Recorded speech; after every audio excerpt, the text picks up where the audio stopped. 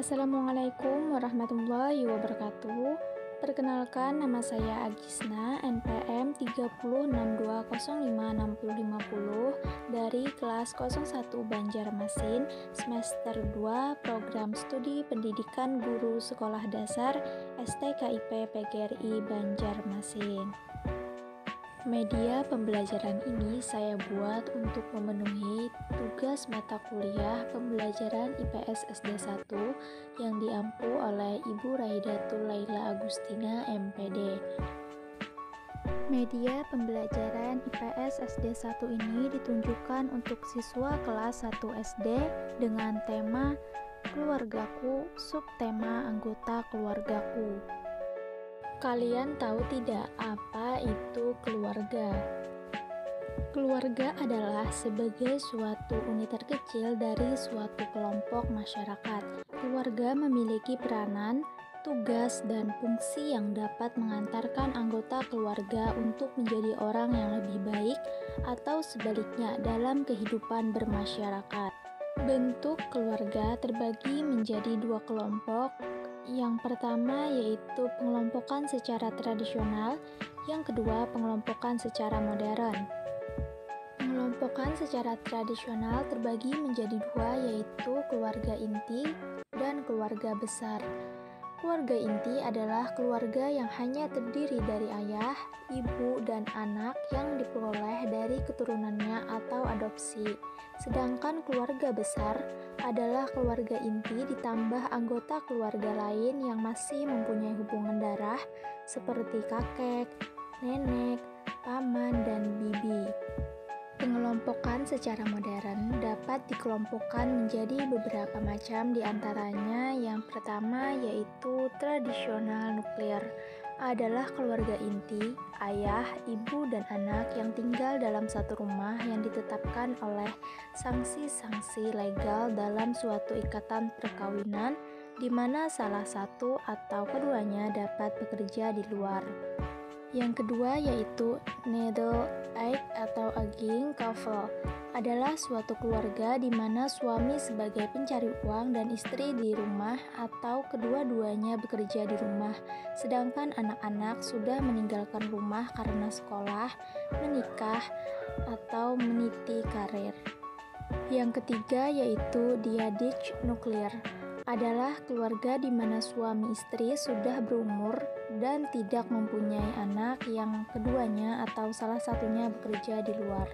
Yang keempat yaitu single parents, adalah keluarga yang hanya mempunyai satu orang tua sebagai akibat perceraian atau kematian pasangannya dan anak-anaknya dapat tinggal di rumah atau di luar. Yang kelima yaitu dual career, adalah keluarga dengan suami istri yang kedua-duanya adalah orang karir. Yang keenam yaitu three generation, adalah keluarga yang terdiri atas 3 generasi atau lebih yang tinggal dalam satu. Selanjutnya yaitu peranan keluarga. Yang pertama yaitu peran ayah. Ayah sebagai suami dari istri dan ayah dari anak-anaknya berperan sebagai pencari nafkah, pendidik, pelindung, dan memberi rasa aman sebagai kepala keluarga, sebagai anggota dari kelompok sosialnya, serta sebagai anggota dari kelompok sosialnya, serta sebagai anggota masyarakat dari lingkungannya. Yang kedua, peran ibu. Ibu sebagai istri dan ibu dari anak-anaknya, ibu mempunyai peran untuk mengurus rumah tangga sebagai pengasuh dan pendidik anak-anaknya, pelindung, dan sebagai salah satu kelompok dari peranan sosialnya serta sebagai anggota masyarakat dari lingkungannya. Di samping itu, juga ibu dapat berperan sebagai pencari nafkah tambahan dalam keluarganya.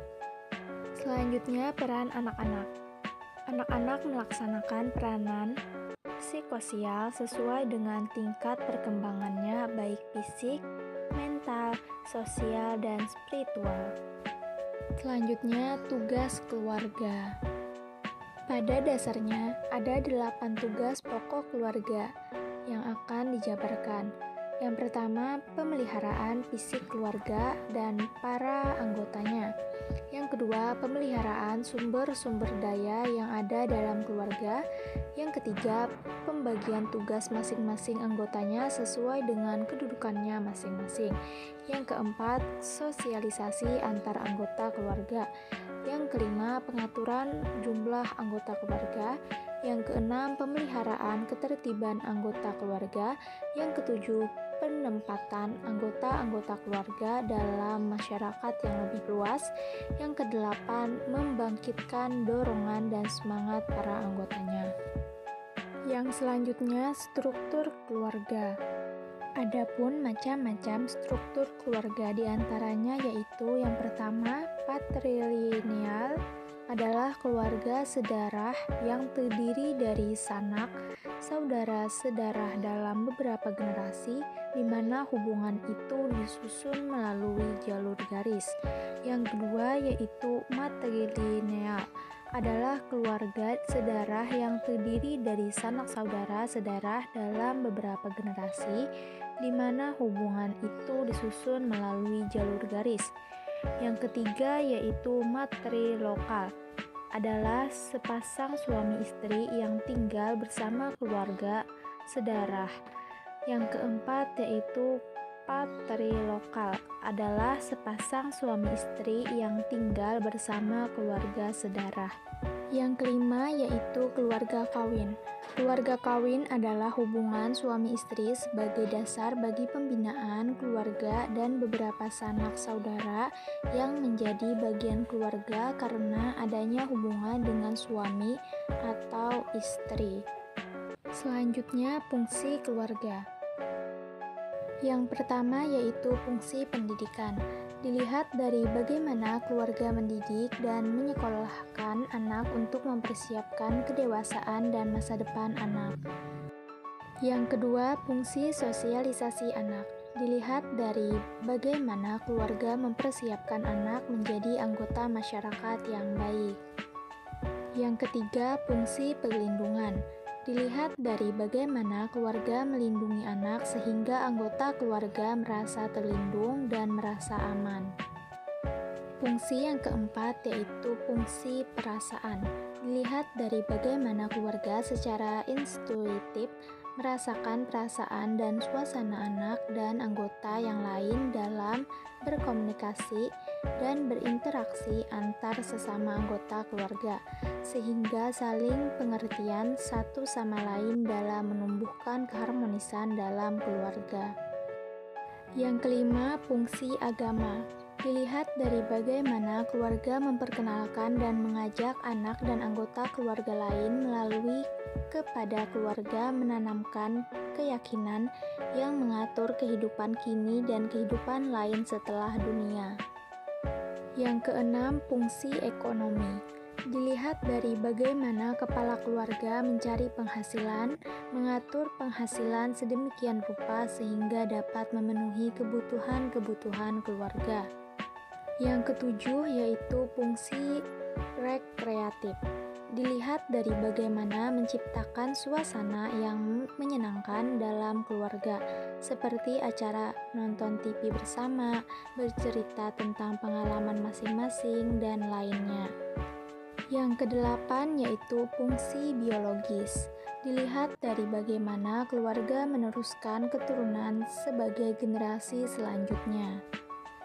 Selain itu, keluarga juga diharapkan untuk saling memberikan kasih sayang, perhatian, dan rasa aman di antara sesama anggota keluarga, serta membina kedewasaan kepribadian dalam anggota keluarganya.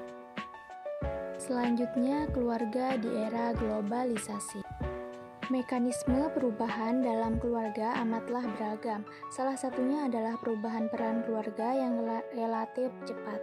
Pemahaman umum menempatkan lelaki sebagai tulang punggung ekonomi keluarga. Tapi sekarang tidak lagi karena perempuan juga mampu mencari nafkah. Bahkan bukan tak mungkin pendapatannya lebih tinggi dari suaminya. Kondisi ini bisa menimbulkan ketegangan pada hubungan suami istri sehingga akhirnya keluarga bisa sampai pada kekerasan dalam rumah tangga. Sebagian KDRT bisa diselesaikan dengan saling memahami, sebagian lagi tidak tertangani dengan baik. Bentuk akhir yang kurang baik bisa terjadi, misalnya perceraian dan rusaknya keluarga. Bagi yang memiliki anak, salah satu pasangan besar kemungkinan menjadi orang tua tunggal yang memiliki konsekuensi tersendiri.